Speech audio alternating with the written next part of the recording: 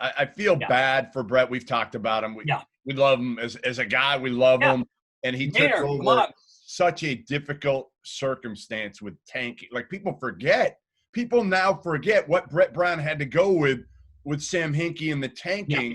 And it was hard because here's the part that I think was very difficult for Brett Brown is Joel Embiid's hurt when they draft him. He comes back. You've got to manage him, right? So you've got to allow him to do certain things in practice and not to practice that other guys aren't able to do. Basically, you're allowing him to call his own shots when he practices, how he practices, because, frankly, you've got to manage his health. And then Ben Simmons comes in and sees that it's kid gloves with Joel, and Ben doesn't love that, and the other players probably don't love it either. And Joel's personality is polar opposite from Ben's. Ben's chill, he's mellow, he doesn't really say much. Joel's all about the flash, the fun, the talking trash, all of it. So they didn't go well. Brett Brown didn't really know how to handle this, and how could you kind of reel it back in with Joel? You couldn't, because as you've seen over the years, managing personalities is really hard, especially in today's NBA.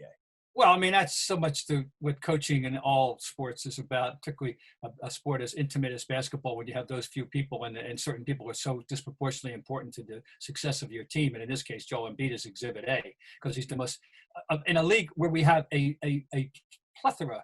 I don't use that word that often, but because people mostly misuse it. A plethora of talented big men, 20th century big men, most of them European, by the way, and he, of course, is from Africa. He's Cameroonian. But most of them not Americans, I'll put it that way, seriously, who have a range of skill, face up, can do the whole thing. He is the most talented, most talented, well-talented one of them all. Do you not believe?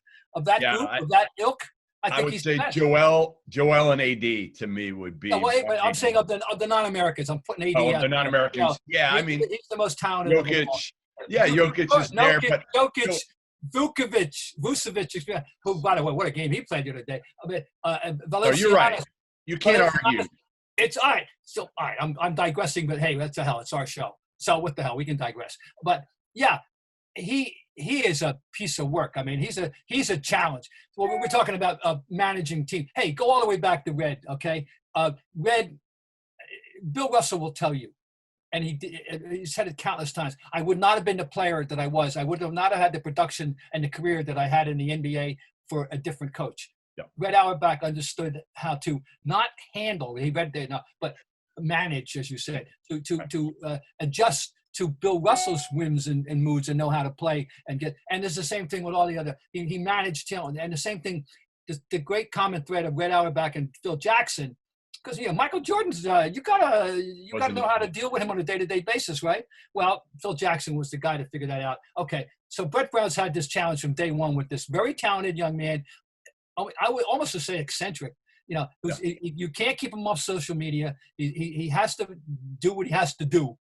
And then you got the next guy, as you said, that comes along, who's a totally different personality. And these are your two most important components.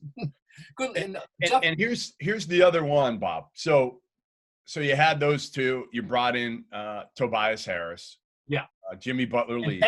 And paying him, by the way, which the others know. And I'm okay with that one, to be honest. I think I'm okay with Tobias because he can shoot it. He's fine as your four-man. Yeah. But then the mistake you made, Elton Brand, was bringing in Al Horford. And I never thought I'd say that. I never thought I'd say that. Me neither. We love Al, but listen, Danny Ainge made the right move. Yes, he did. The right move. Al's on the backside of his career right now anyway, and you're bringing him in on a team where he didn't fit, other than in the locker room he fit. Yeah. But on the court, he doesn't fit with Joel, with Tobias, with or without Ben Simmons. He just doesn't. They're all really good players individually. But the key is finding and Elton Brand, I'm surprised, but maybe Elton Brand looked at Al Horford and saw himself in the mirror a little bit and said, like, I got to have Al Horford because he reminds me a little bit of myself. But Horford is at the back end of his career. They overpaid for him, and now they're really going to feel it because they're hamstrung. What can you do? Horford, you can't really salary dump him. What are you going to do? You're going to trade Simmons? You're going to trade Joel? I still say if Brett Brown is fired and I'm Elton Brand, I'm gonna get in my car. I'm gonna punch in Jay Wright's home address. Going out the I'm gonna go to his home address. Little trip out the main line with a blank check. With a blank check, Bob Ryan, and saying, Jay, what is it gonna take? 10 million? All right, 10 million it is. Because I think Jay Wright is the one guy who could fix this, and maybe even he's so good with people. Yeah. And that Brett is too. Brett's good with people, but it was already too late. It was too late by the time Brett, again, tried to reel this back in. Jay Wright could go in and I think have the best opportunity to put Ben Simmons and Joel in a room and at least get them on the same page, which would give you a chance. Now, again, your personnel is a little bit screwed up. You don't have enough shooters. But I don't know. I don't know if Jay Wright would do it. The one difference I've said is Jay Wright the last couple times around has had kids that were in high school and middle school. Now his kids are older. He's won 2 national titles now.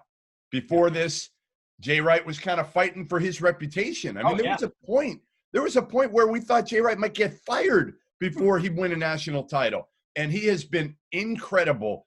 Everybody wants to be Villanova right now in college basketball. Not Duke, not Kentucky. They want to be Villanova. They want to have that program where it's high-character kids that are predominantly guys that you're going to develop, not necessarily recruit top 10, top 20 players. So I think Jay Wright is the guy to go after and make it so he cannot refuse that job.